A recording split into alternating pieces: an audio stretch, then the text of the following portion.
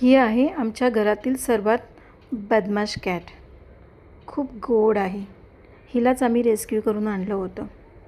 4-5 कुत्र्यांनी तिला पकडलेलं होतं. तुम्हाला मी लास्ट टाईम ती स्टोरी सांगितलीच होती. पण आता याची एवढी सवय झाली आहे ना, पूर्ण दिवसभर घरामध्ये नुसती धमाल.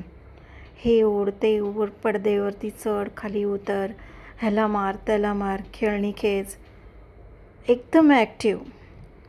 मी तुम्हाला एक सजेशन देऊ शकते, केव्हाही ना पर्शियन कॅट घेण्यापेक्षा ना तुम्ही स्ट्रे कॅट पाळा. घरामध्ये तुम्हाला खूप चेंजेस वाटेल, खूप आनंदी वातावरण होईल.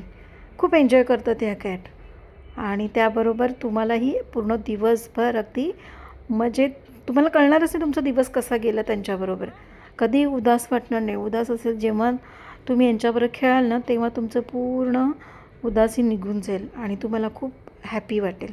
खरंच खूप छान आणि क्यूट असतात.